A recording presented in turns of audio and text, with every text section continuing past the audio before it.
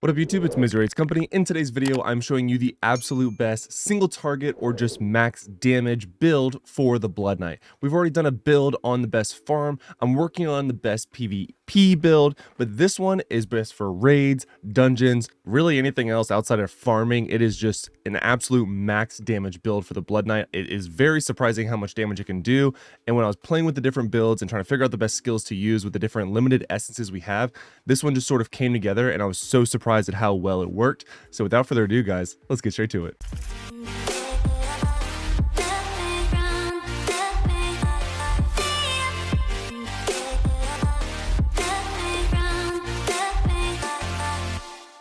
All right, so like I said, this is pure damage build for the Blood Knight. Like I do with most things, we're going to be going into Mad King's Breach by ourselves to test it. I'm going to go ahead and clear the initial mobs in the beginning, and then we'll actually test the build itself with the, sort of mini boss in the beginning. But yeah, the damage is just quite absurd. You can see already that we are almost one-shotting some of our mobs. It does have a nice little variety as well of damage options between bats, the skewer, and even urban lance, whatever the hell it's called, and then the whirling strike. Obviously you can tell we're using the flame build with it, which is just stupid good. But all right, we're gonna let our cooldowns come back up. Health is fine where it is, and then we're gonna go ahead and initiate the boss fight here right now. So let's go ahead and see just how quickly. Hey, don't do this, don't, little rats, get out of the way. All right, ready, here we go.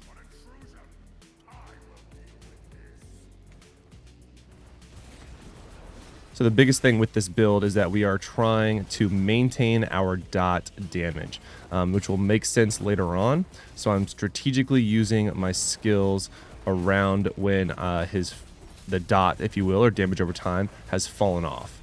Now it is very much a squishy build, as you can see. But and then the skewer, we are gaining the additional attack damage by using it, and you can see we're not having to auto attack too much because the different cooldowns of our abilities come back very quickly. So we only auto attack 2, 3, maybe even 4 times max while all cooldowns are coming up, and then after that you're just going back in between all your skills, maintaining the, like I said, sort of fire damage and the poison that we're getting from the bats. Now that's going to do it for the actual sort of test. I want to go ahead and jump over to the armory so I can show you guys the actual build. I'm very excited to show you, so let's get straight to it. All right, so here we are at the armory, and this is going to be, like I said, sort of like the raid build is what I'm calling it, because obviously a big part of PvE in-game is going to be your raids, as well as sort of challenge rifts, and this build is good for all of it, but again, I'm more focused around PvE and raiding, so that's what I sort of called this one. So skills, we are using Shadow's Edge, Skewer, Whirling Strike, Swarm of Bats, and Umbral Lance. Now, we're going to go through all of the different legendary essences. So the headpiece, we're using the Whirling Strike, maximum charges increased by 1. You get so much damage with the combination of the burn. It also keeps your burns up, which we'll talk about here in a second, by having 3 charges instead of 2. The shoulders, we're using a Swarm of Bats, now shrouds you in a fog of bloody mist, increasing your movement speed and making you untargetable while also dealing damage to nearby enemies, which pairs very well with the pants, which is Swarm of Bats now also poisons enemy. Again, we are now adding additional continual damage to the target for 3 seconds with that in the burn. And then the chest piece, we are using the Swarm of Bats, increased damage by 10%. Now for the main hand, first main hand, we're using the Whirling Strike, now combust, causing enemies to burn.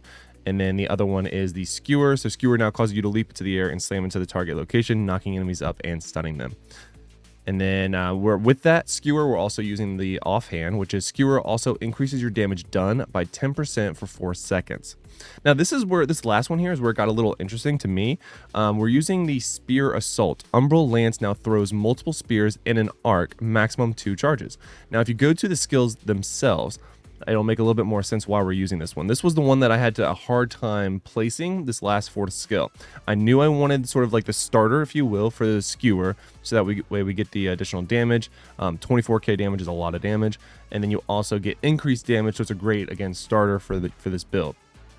When it comes to, where is it at, Whirling Strike, it's by far the most just flat damage you get out of this build, which is 29,000, and the additional burn for 15,000 over the 3 seconds. Now, Swarm of Bats, again, is, shrouds you for 2 seconds, increase your movement speed. make you untargetable, which is fine, but also deals continual damage as well. Swarm of Bats, damage increased by 10, and then obviously the poison, which is also continual damage, which you're going to know why we do that here in a second. But Umbral Lance is pretty beastie, I'm not going to lie. So Umbral Lance now throws multiple spears in an arc, dealing 21,621 damage. Now, each subsequent hit on the same target deals 70% reduced damage, which is fine, because really, I only cared about this number. If I hit them more than once, I'm okay with the damage being dropped, because I'm still doing more damage than what I would have been doing with a different skill I was playing with, which would be Wave of Blood, which, as you can see, only does 20,000 damage. So even if Umbral Lance only hits one single spear to the target, I'm getting maximum damage as well. Now, I still have 2 charges, and the cooldown is the same of Wave of Blood. Now, I can also use it from a distance. So during raids, if there's a mechanic where I can't be as close as I would want, where I can hit multiple of the spears in an arc and hit them, I can be farther away and guarantee I hit maybe 1 or 2 on a boss. Now, the fun fact is that as a melee focused class, because you do get more damage, which I showed you in a previous video comparing the primary attacks, you get way more damage, the 22,000 damage, with your Shadow's Edge if you are basically within melee range of the boss or target. So as such, when I'm in melee range and use Umbral Lance with the Spear Assault essence, I'm guaranteeing that all of my spears hit the target, which sure, the rest of them are at 70% less damage, but that's still a ton of damage, and they crit very easily. I've seen 100k on one hit, like it was nothing. So very, very good damage there, and I was really happy with how I was able to tie this into the build as a good option. Now, just for a few additional information here, I did, like I said, test Wave of Blood in this 4th spot. Obviously does less damage and then this one is, so that was an easy pick there. I also played with Tendrils. Damage is okay. You get up to 26,000, maybe 27,000 when you do the activation again, but it's just so long to be able to shoot the tentacles and then have it come back, and then it's only the 1 cooldown where these have 2. And yeah, so that's where that damage is still more.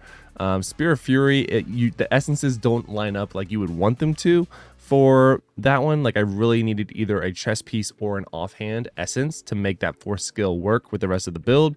Siphon Blood, again, similar situation. Decent options. There was actually a build that I had been playing with Siphon Blood where you use the headpiece and a main hand essence to make it do additional damage just as is, so that you can still do other abilities while you're doing the Siphon Blood. I'm sure you know which essences I'm talking about, but I still felt like I wasn't doing as much damage as I could with this build. Now, I also played around with Shroud of Night. So Shroud of Night, if you're not aware, is surround yourself and nearby allies in darkness for 8 seconds, causing shadowy apparitions of yourselves to emerge every 1.5 seconds to unleash primary attacks against your enemies. Shroud of Night was interesting, but just all around less damage. Obviously, the more allies in it you get more apparitions that spawn and do a little attack.